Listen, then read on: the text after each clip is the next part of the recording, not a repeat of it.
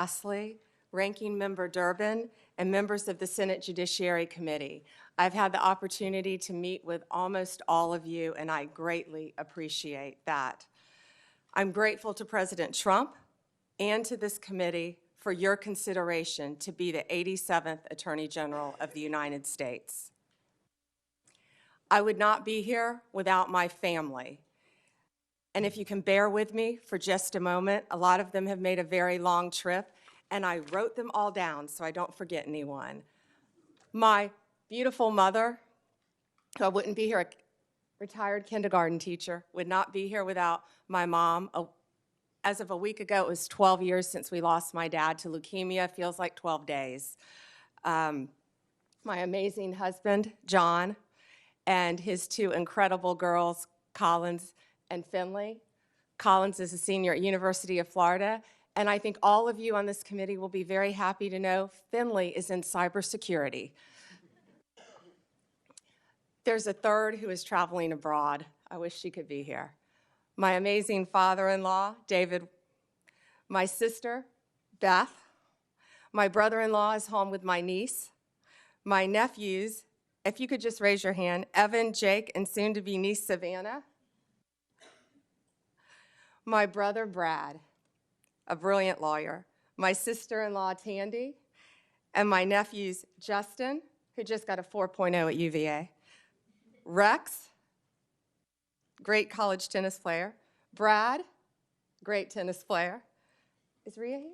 And my niece, my beautiful niece, Rhea, and the little guy is in school because he's 10. My friends, Leslie, Kathy, Dina, Tiffany, Kim, Paula, and so many of my former coworkers. And Ranking Member Durbin, if you want to get dirt on me, these women have known me since I was a child. Seriously, most of them. So thank you for indulging me in that. They've all made a very long trip to be here, and thank you for holding my hearing as well and not postponing it. I appreciate that. Thank you all. From the moment I interned at the state attorney's office in Tampa, Florida, all I wanted to do was be a prosecutor.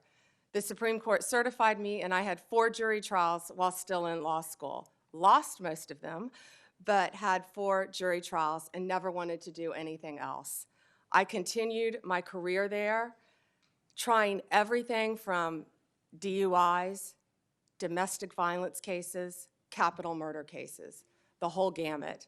I became a lead trial attorney in courtroom every day, trying career criminals, was deputy chief of a division, and then ultimately was felony bureau chief, and eventually left to become Florida's 37th Attorney General for the state of Florida.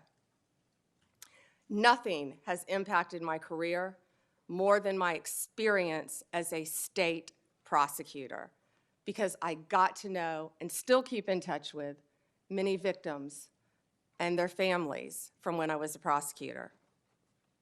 Upon becoming Attorney General in 2011, I proudly served for 2 terms. I was term limited. I would probably still be there right now had I not been kicked out of office by term limits. I loved being Attorney General. I did my best to keep Florida safe, to continue to stand up for victims of crime, and to fight the opioid crisis and the drug crisis that was not only facing Florida, but this entire country. Out of the top 100, this is one of the things I'm the most proud of, oxycodone dispensers in the entire country, I believe it was 98 of them, 90 or 98 of them, lived in Florida. We fought for tough legislation. Kids were dropping dead every day. We fought for tough legislation, and after that legislation, none of those opioid dealers, doctors, practiced in Florida. We fought to eliminate human trafficking by raising awareness and prevention and talking to parents and talking to children. We also provided critical resources, including safe houses, that my state was lacking. On the civil side, we worked to protect consumers.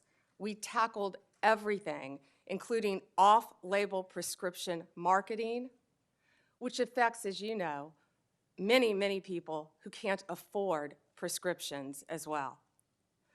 We partnered with states' attorneys general from both parties and federal agencies across administrations. We went after price gougers during hurricanes. If confirmed as the next Attorney General of the United States, my overriding objective will be to return the Department of Justice to its core mission of keeping Americans safe and vigorously prosecuting criminals.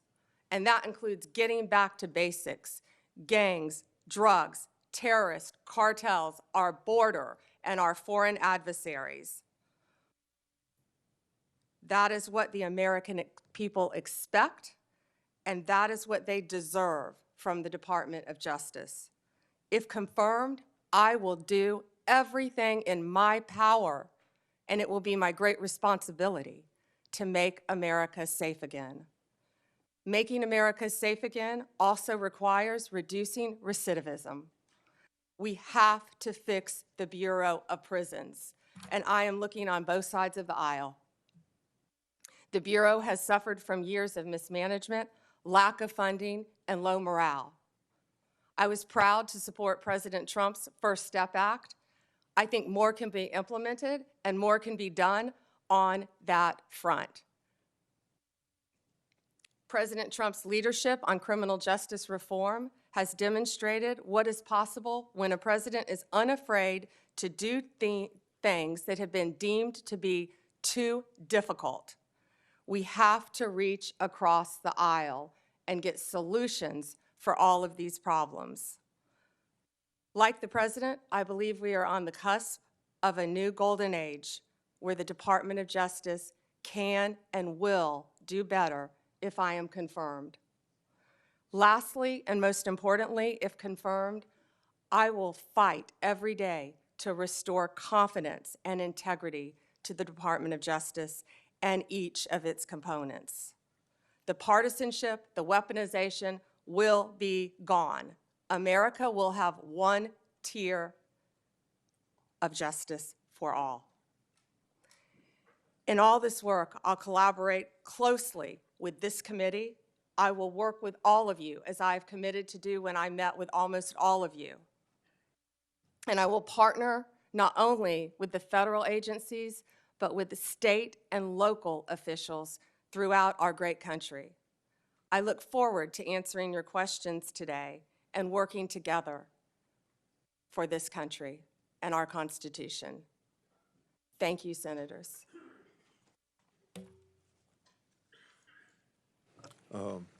I will ask first questions, and Senator Durbin, and then I'll call on the Democrat people the way that Senator Durbin would say so on their arrival or here by seniority, and the same way on the House side. In all this work, I'll collaborate closely with this committee. I will work with all of you, as I have committed to do when I met with almost all of you. And I will partner not only with the federal agencies, but with the state and local officials throughout our great country. I look forward to answering your questions today and working together for this country and our Constitution. Thank you, Senators.